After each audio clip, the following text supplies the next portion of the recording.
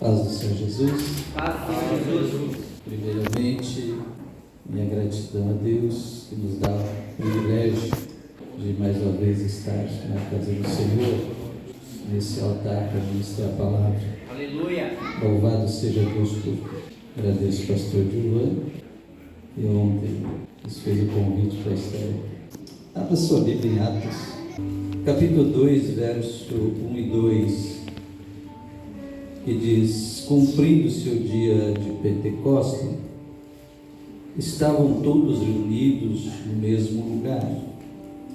E de repente veio do céu um som, como de um vento veemente e impetuoso, e encheu toda a casa em que estavam assentados.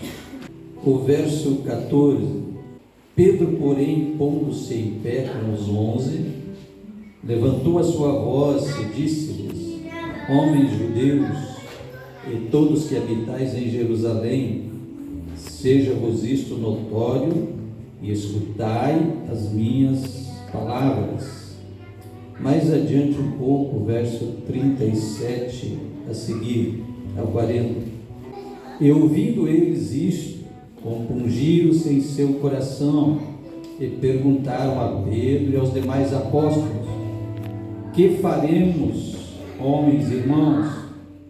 E disse-lhe Pedro: arrependei-vos, e cada um de vós seja batizado em nome de Jesus Cristo para perdão dos pecados, e recebereis o dom do Espírito Santo, porque a promessa vos diz respeito a vós, a vossos filhos e a todos que estão longe, a tantos quanto Deus nosso Senhor chamar.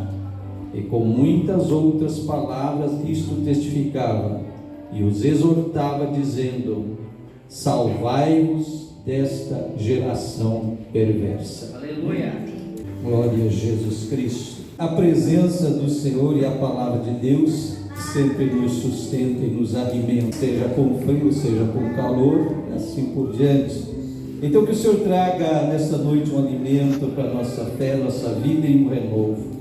Dentro disso que nós lemos aqui, visto que esse fato foi num período de uma festa chamada Pentecostes, Israel comemorava pelo menos 7 festas ordenadas na lei. Eles comemoravam todo ano.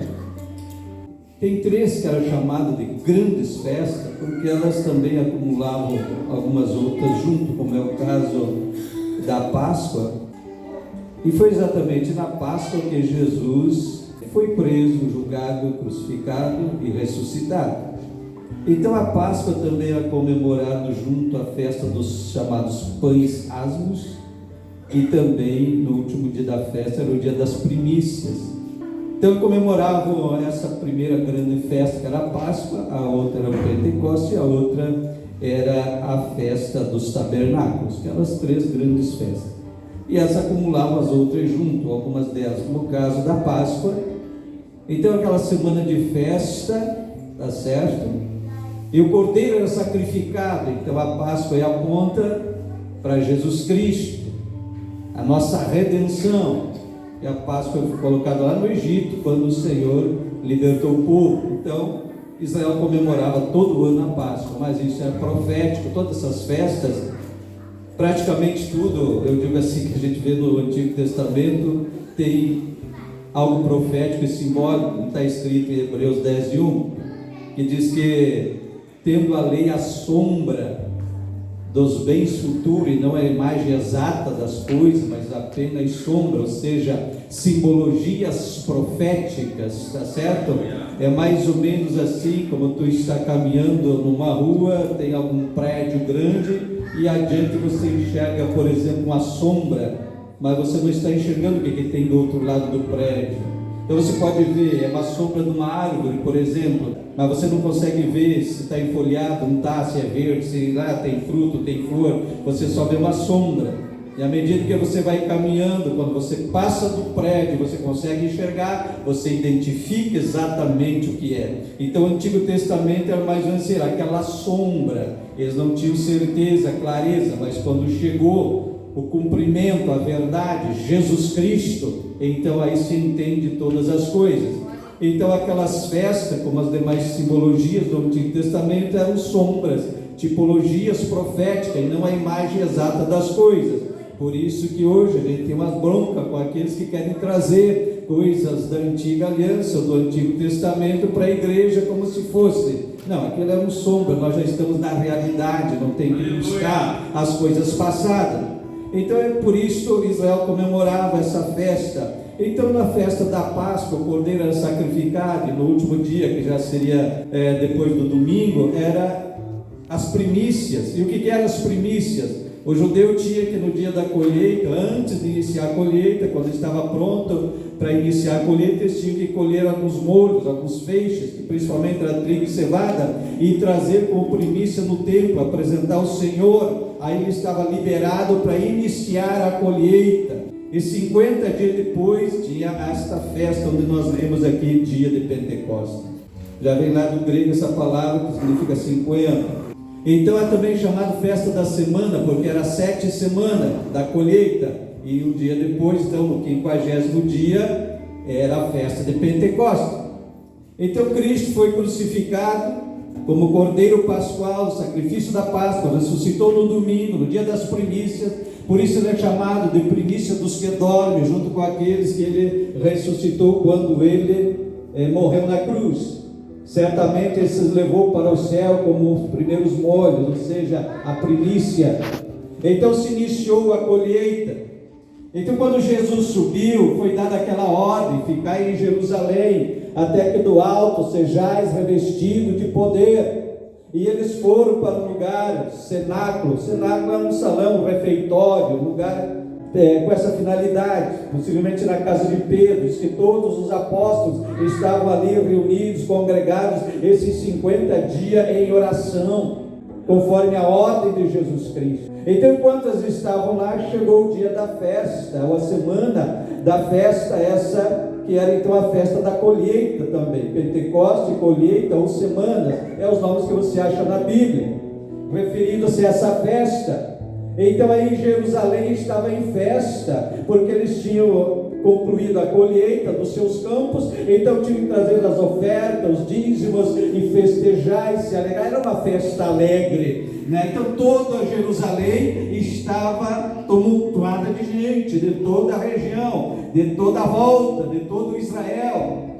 Estavam festejando esse dia da colheita. E aí de repente, lá no cenáculo onde estavam reunidos, começa algo extraordinário, espantoso, nunca visto, inédito. Eu creio que aqueles 50 dias eles estavam lá, intimidados, com medo da perseguição, fechado, quem sabe orando baixinho, mas de repente eles ouvem um som. A gente diz um vento, não houve um vento, foi um som. Presta atenção no que nós lemos, diz assim: ouviu-se um som como de um vento, né? Então não foi um vento, foi um som como de um vento, que encheu a casa. Mas eles tiveram visões, eles viram labaredas de fogo repousando sobre a cabeça das pessoas. Então todos começam a falar em línguas, são cheios do Espírito Santo e começam a falar, começam a profetizar. Há um mover do Espírito. Ele disse que eram mais ou menos ali 120 pessoas. E como é que 120 pessoas chamam a atenção de uma cidade que está em festa? E se instala uma certa confusão, porque as pessoas correm para lá para ver o que está acontecendo. Ninguém tinha visto nada semelhante até então. E o povo que está na festa de Pentecostes, na festa da colheita, sai do templo e vai lá para o cenáculo, para a casa de Pedro, para ver o que está acontecendo. Que coisa maluca é aquela? E começa sabe quando um ambiente fica meio confuso, todo mundo quer dar uma opinião, todo mundo quer falar alguma coisa, e alguém começar a dizer: é um grupo de bêbado, estão embriagados. Isso que era pela manhã, 9 horas da manhã. Quem é que está embriagado nessa hora? Então, em meio a essa confusão, é que acontece o que nós lemos aqui. Em meio àquele mover do Espírito, aquele barulho todo, aquela confusão do povo correndo para lá, saber o que estava acontecendo, em meio a esse tumulto, Pedro, o apóstolo do Senhor, se levanta e faz a sua primeira grande pregação. Aleluia. E a primeira coisa que ele faz é levantar a sua voz e acalmar o povo. Primeira lição que nós podemos ver, mas enquanto as coisas estão tumultuadas, a gente não consegue ouvir Deus. Então a primeira atitude de Pedro foi levantar-se e clamar em voz alta. Não tinha aparelho, não tinha instrumento, não tinha coisa para dar choque, né? E ele levanta a voz e acalma o povo. Me escutem, por favor. Aí todo mundo para ouvir. E assim também nós temos que às vezes fugir do tumulto, acalmar a mente, acalmar o coração para poder ouvir o que está acontecendo, o que Deus tem para falar. Então, em meio à curiosidade, à confusão e todo, Pedro toma a liderança, toma a palavra, acalma a mente, o coração do povo, e ele inicia a sua grande mensagem. E a grande mensagem que ele começa aqui, ele já toma de início por base a palavra de Deus. A profecia de Joel, capítulo 2, verso 28. Segundo os grandes estudiosos, Joel profetizou isto mais ou menos 800 anos antes. Vemos aqui a fidelidade de Deus e vemos aqui uma lição de pregação. A pregação com autoridade, a pregação que tem poder de mudar a história, é pregação que tem base na palavra de Deus. Por isso temos que ter cuidado com certas pregações, que tem muita coisa bonita, mas está longe da palavra. Não tem poder de mudar a vida de ninguém. Pode motivar, pode incentivar alguma coisa, pode satisfazer egos e caprichos de alguém, mas não atende à necessidade que o Evangelho veio para atender e para resolver.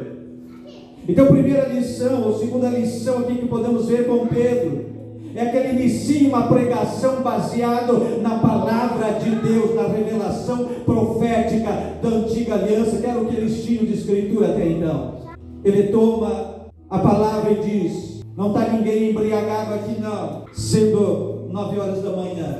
Ninguém estava na festa para estar bêbado, embriagado, estava em oração. E na sequência ele diz: o que está acontecendo aqui é o seguinte: Deus está cumprindo a palavra que ele prometeu pela boca do profeta Joel. Olha, para fazer 800 anos que o homem tinha falado, mas a grandeza e a fidelidade de Deus, quem tem problema com o tempo somos nós. Deus é eterno, ele não tem problema com o tempo, ele domina o tempo, ele prorroga o tempo, ele regenera as coisas, ele faz de novo, mas ele cumpre o que promete. Aleluia. Renova a tua fé, renova a tua esperança, porque ele é fiel em cumprir o que tem na sua vida para cumprir. Aleluia. Aleluia. Inimigo não rouba. Passa-se o tempo e nós notamos depois Jesus ainda de uma maneira muito atrevida. Ele disse: passa o céu e a terra, mas a minha palavra não passa. Aleluia. Louvado seja Deus, mas se cumpre. Então a palavra de autoridade, a pregação de autoridade que muda a história das pessoas é aquela que tem a palavra de Deus como base, como foco. Aleluia. E depois ele destaca esses sinais proféticos dos tempos. O sol vai escurecer, a lua também vai se tornar em sangue, haverá sinais nos céus e na terra, terremotos e tudo isto. Ele está mostrando esses sinais para dizer: Deus é fiel, ele cumpre a palavra. Olhe para os sinais. Aleluia. E ele segue o seu discurso, apontando que o cumprimento de tudo isso está na pessoa de Jesus Cristo. Essa é a sequência que ele tem nos versos seguintes que nós não lemos. Então toda a pregação verdadeira, todo o culto verdadeiro tem a palavra de Deus e tem Jesus como foco. Então toda a pregação dele foi apontando para Jesus. E aí ele aponta o pecado do povo. Ele diz: esse é o Jesus prometido, que lá no Salmo 16 Davi disse: ele não será degenerado, decomposto na sepultura, não vai ser abandonado, o corpo não vai vir à corrupção, conforme a tradução da Bíblia. Dizendo: Deus o ressuscitou no terceiro dia. Este Jesus em que ele apontou o pecado, que vocês condenaram à morte e crucificaram pela mão dos ímpios. Então quando ele aponta o pecado, Está tão difícil isso hoje, porque as pessoas se ofendem. E muitas igrejas e pregadores, com a intenção de agradar e não ofender ou ferir as pessoas, não falam mais do pecado. Que o que nós vemos Pedro, ele toma a profecia de Joel para provar que aquilo era bíblico, era um cumprimento da palavra de Deus, aponta para a profecia do Salmo, mostrando que Jesus era o Messias prometido, e conforme profetizado, ele foi crucificado, mas ressuscitou conforme a profecia. Aleluia. Ele prova tudo pela Bíblia, mas diz: esse Jesus que vocês rejeitaram e crucificaram, mataram pelas mãos ímpias, é o profetizado por Davi no Salmo 16. Então, quando ele aponta dessa maneira, nos ensina isso, que a pregação tem que ser a Bíblia. O foco do culto e da pregação e da mensagem é Jesus Cristo. E não tem como se deparar com Cristo que foi crucificado e ressuscitou, não tem como se deparar com Ele e não sentir o pecado, porque Ele sofreu pelos nossos pecados. Claro que despertar a consciência de pecado não é nada agradável, mas é o que o Evangelho faz, o verdadeiro Evangelho. E tanto foi forte essa história, que quando ele falou todas essas palavras, como disse, o capítulo é longo, você precisa ler todo ele, lá do verso 22 até o 36, que nós não lemos, o povo faz uma interrogação. Aquela multidão confusa que correu para lá para ver o que está acontecendo, o povo que estava na festa, vai para lá e dentro de tudo aquilo ali, depois daquela exposição maravilhosa que Pedro fez com tanta sabedoria, tanta graça, era a primeira pregação da vida dele, cheia do Espírito Santo. E é esse casamento que tem que ter palavra e Espírito Santo e palavra. Nisso consiste toda a virtude da igreja, da nossa mensagem, da nossa pregação, do nosso testemunho como crente, como igreja. Tem que ter essas duas coisas. Então, depois que Pedro faz essa longa e maravilhosa exposição dessas profecias, apontando o cumprimento fiel de Deus em tudo isso, o que os pecadores que ali se reuniram fizeram? Eles fizeram uma pergunta a Pedro e os apóstolos. Disseram: varões, irmãos, o que devemos fazer então? Aleluia. Que coisa linda quando o pecador chega para o crente e pergunta: meu vizinho, crente, o que eu devo fazer? Só pode despertar isso a verdadeira pregação, o verdadeiro testemunho baseado na palavra e movido pelo Espírito Santo, senão não acontece isso. Aleluia. Pode haver reunião de muita gente, vira reunião social, reunião de qualquer coisa, mas menos culto de conversão. O verdadeiro culto é este que nós temos, o primeiro do dia de Pentecostes: Espírito Santo, palavra de Deus, mover do Senhor, revelação, profecia, língua estranha, conversão de almas. Isso é o culto ao Senhor. Aleluia. Isso é evangelho, aleluia, verdadeiro. Aleluia. Outras reuniões pode ser qualquer coisa. Show, como virou hoje nossos tempos, é show, é apresentação, mas muitas vezes não é culto. Aleluia. E aí eles perguntam a Pedro e aos demais apóstolos que estavam com Pedro: o que devemos fazer? Interessante que eu vejo é que Pedro, seguindo o exemplo de Cristo, tem a receita certa. E é tão importante, por exemplo, Nicodemos, que era um dos principais dos fariseus, que foi de noite falar com Jesus. E quando ele faz pergunta semelhante, Jesus diz: Nicodemos, você precisa nascer de novo, senão não pode entrar no reino. Veio um jovem rico que idolatrava as suas riquezas e também pergunta: o que eu devo fazer? Jesus diz: vende o que tu tens, se desfaz dessa tua idolatria pelo material, pelas suas riquezas, se desfaz desse negócio. Quer dizer, tira isso do seu coração, tira isso da sua vida e vem me seguir, tu vai ter um tesouro no céu, o moço saiu triste. Mas um dia Jesus está na beira do poço, chamado Poço de Jacó, quando passava por Samaria, e os samaritanos tinham uma certa inimizade, os judeus tinham um preconceito contra os samaritanos, mas e aquela mulher considerada pecadora, tinha uma vida depravada, mas ela tinha algo muito precioso, que na conversa com Jesus se revelou. Por isso que nós não devemos jamais julgar as coisas por aparência. Na nossa aparência, no nosso olhar natural, nós ia dizer para aquele moço rico: está aí para ser um grande homem de Deus. Nós ia olhar para aquela mulher e dizer: isso aí não vale nada. Mas foi o contrário, o moço rico saiu triste, não aceitou a palavra. Mas a mulher pecadora, de uma vida depravada, quando Jesus fala com ela, ela disse assim: eu sei que quando o Messias vier, aleluia, ele vai nos ensinar aonde devemos adorar. Então ela tinha uma esperança, apesar da vida de aleluia, ela tinha uma esperança que o Messias ia vir e que ia ensinar ela a verdadeira adoração. Aleluia. Aí Jesus se apresenta e diz: eu sou o Messias.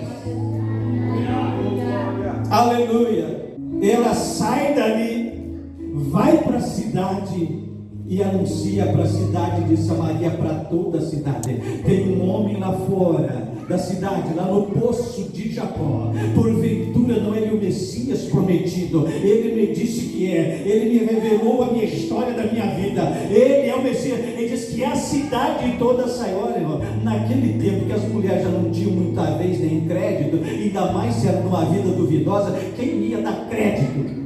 Mas a cidade creu e saiu atrás para ir ver o Messias. Aleluia. E disseram: agora não é pela tua palavra, mas porque nós vemos Ele. Aleluia. Aleluia. Aleluia. Os caminhos de Deus são diferentes. Então Jesus nunca mudou o seu discurso, não importava se era pessoa de alta posição na sociedade, reputação, era alguém desprezado e discriminado, a receita dele era a mesma: creia, nasça de novo, aleluia, eu sou o Messias. E quando esse povo em Jerusalém pergunta, Pedro e os demais apóstolos, o que devemos fazer? Pedro segue o exemplo de Jesus, não muda o discurso, disse: arrependam-se dos seus pecados. Pedro não havia falado antes: vocês rejeitaram e pregaram na cruz e mataram por mãos ímpias aquele que a profecia diz, que provou pela palavra dele, é o Messias. Olha os sinais que ele fez, olha a palavra, olha o que ele fez, olha a palavra, olha o que ele fez. Ele era o Messias e vocês mataram. E agora Pedro diz: então se arrependam do pecado de vocês. Aleluia. É como eu disse, essas pregações se tornam ofensivas, porque mexe numa das piores feridas do ser humano, é pecado. Se fala muito em curar traumas, feridas interiores, e a pior delas se chama pecado, ou todas as demais feridas que a pessoa possa ter são causadas por pecado. E a única cura para esse negócio, já é isso que Pedro disse: arrependei-vos. Não importa que eles houveram antes rejeitado, desprezado, zombado de Cristo, mas agora ainda havia uma solução: arrependam-se.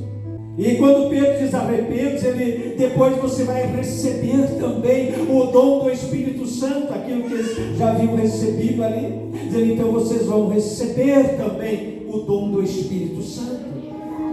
Então só pode ter o Espírito Santo quem já se converteu, quem não se converteu não tem.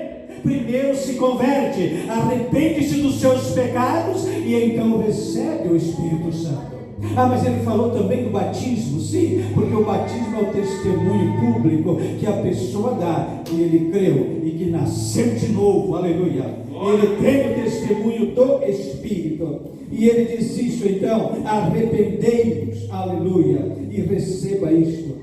E ele diz: porque a promessa é para todos, é para vós, é para vossos filhos e para todos quantos o Senhor ainda chamar. Então chegou até os nossos dias. Ele diz assim, com muitas outras palavras, ele testificava e exortava o povo, dizendo: olha, salvai-vos desta geração perversa. E agora, isso faz a gente pensar na nossa geração.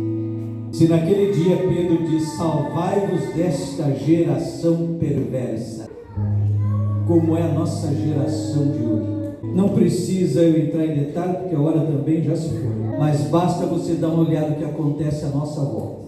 A igreja está sob ataque, pastores, líderes, pregadores estão sob ataque constante. A Bíblia, a palavra de Deus, nossas pregações, e nós temos uma geração cada vez mais mergulhada no pecado, na imoralidade desenfreada, em todo tipo de coisa. E aí eles se acham ofendidos e atacam a igreja como nunca antes. Então a palavra de Pedro para aqueles dias é a mesma para hoje. Salvai-vos desta geração perversa.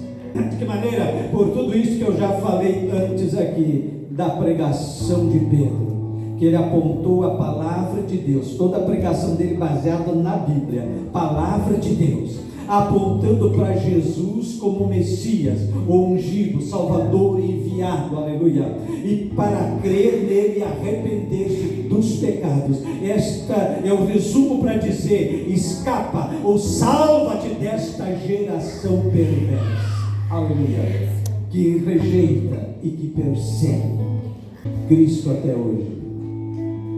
Cristo foi perseguido desde antes de nascer, foi perseguido em vida na terra e continua sendo perseguido na igreja. Você está preparado para resistir? Meu Deus. Você está preparado para resistir o que ainda virá contra a igreja? É o tempo da seleção. Escuta bem, é o tempo da seleção.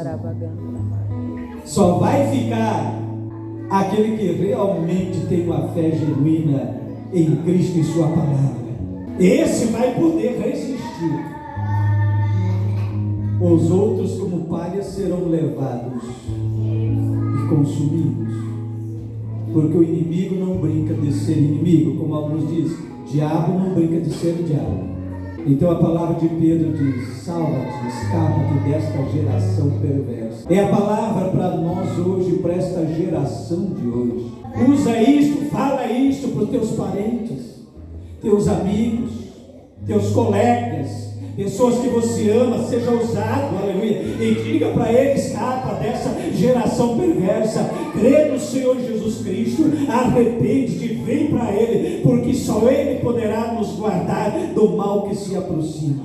Por isso, eu creio que falei aqui outro dia, que Jesus disse: ande enquanto você tem luz, ande com a luz, para que as trevas não te apanhem, porque elas estão vindo aí. Mas feliz é aquele que está guardado pela mão do Senhor. Entendeu como Pedro entendeu, e que recebe a pregação como aqueles receberam no dia. Diz que mais ou menos, ou aproximadamente 3.000 homens, almas, eles não contavam mulheres e crianças. Diz que 3.000 se converteram naquele dia, na primeira pregação que Pedro fez nesses mortos. 3.000 pessoas se converteram. Então a palavra de Deus, o mover do Espírito, resulta nisto: conversão de almas. É tempo de desafio, e é tempo de tomar posição com Deus. Amém? Glória a Jesus. Vamos orar? Colocamos em pé. Aleluia.